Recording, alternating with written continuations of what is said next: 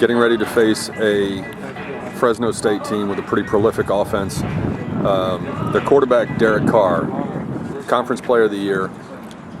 How does he compare to his older brother, David Carr, who had such a great career at Fresno State while you were there and then went on to the NFL? I think he's real comparable. You know, the thing about Derek is he's now just starting to become a really proficient quarterback, you know, junior year, and really throws the ball well. He's got a lot of the same throws as his brother, a lot of the same mannerisms even when he's in the pocket. So, you know, he's an outstanding player, and he's going to be a handful. He completed 68% of his passes for 3,700 yards, but 36 touchdowns to 5 interceptions. How much of that is a product of his accuracy and his ability to read defenses, and how much is a product of the scheme that he runs? Oh, I think it's a combination of everything. The one thing, like you said, the kid does not throw interceptions, and he also can run with the ball. So if everything breaks down, he can take off and create yardage that way. So it's a little bit of everything. They have a great passing attack. You know, they've got a good running game, and Carr can make all the throws that they need him to make in that offense. You look at their passing attack, 8 of their top 10 receivers are averaging 10 or more yards per catch. How rare is that? When you're scouting opposing offenses, how rare is it to see that many guys able to get downfield? And how much of that is their speed versus his ability to throw downfield? Well, I think it's a combination of a couple things. He can throw the ball downfield real well, and they've got very, very good receivers.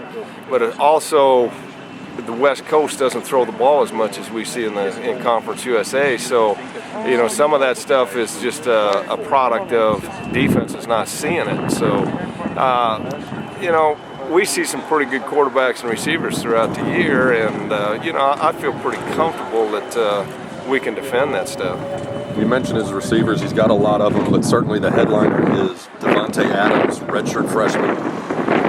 89 catches for 1,168 yards, 13 touchdowns. Got some All-America votes as a redshirt freshman. He's got good size, but he's not huge. 6'2", 200. What do you see when you look at this guy? Does he remind you of anyone? It's hard to say. He kind of reminds me of that kid that Baylor had.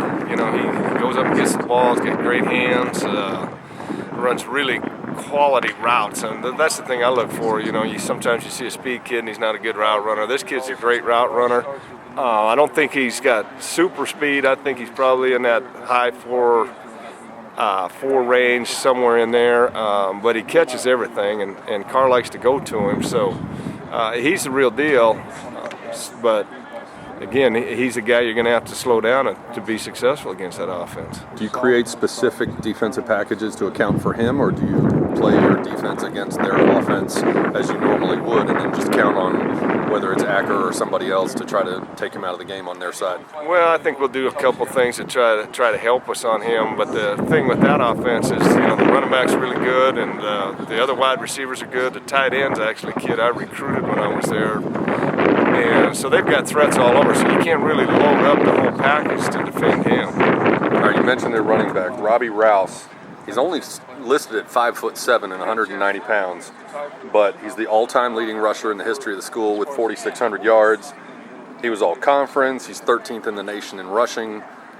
Why is this guy so good? Is he one of those short guys who sort of hides behind his offensive lineman and then finds a gap and takes off out of there? No, he's one of those kids that's got real explosive lower body. He can run through a lot of tackles. He's got really good lateral quickness.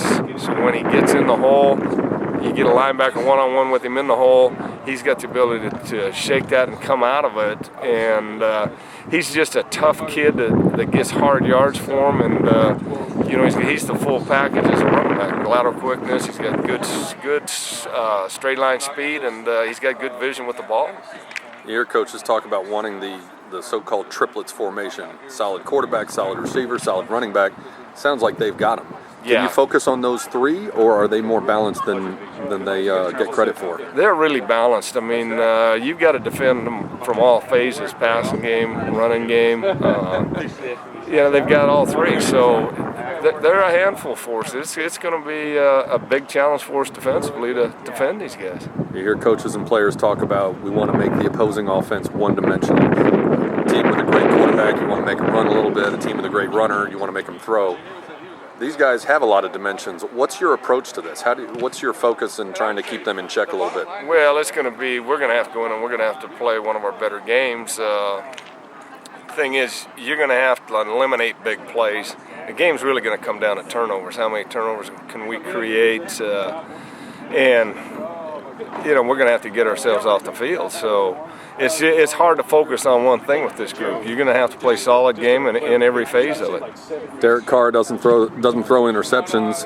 They don't turn the ball over an awful lot. Do you have to count on those turnovers coming from special teams, or there's some things you can do scheme-wise to try to generate a few turnovers when you've got this extra month to prepare?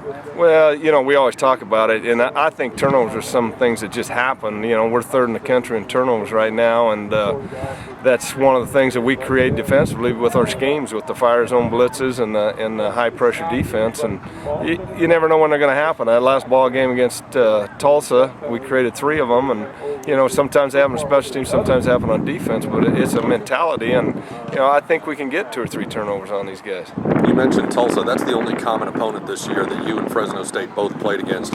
Is there anything you can take from watching the film of the way you played them as opposed to the way Fresno State played them, or the way they played Fresno State, to try to get any extra insight there? I don't think so. The thing you look at on that is it's a common opponent. You know a lot about them. Fresno's Fresno. It's going to be a new experience for them. It's going to be a new experience for us. I'm real familiar with their coaches, good friends of mine on that staff. Sam DeRuiter was at A&M, so he knows a lot about us. It's one of those things where you're just going to have to go out and play football and see what happens.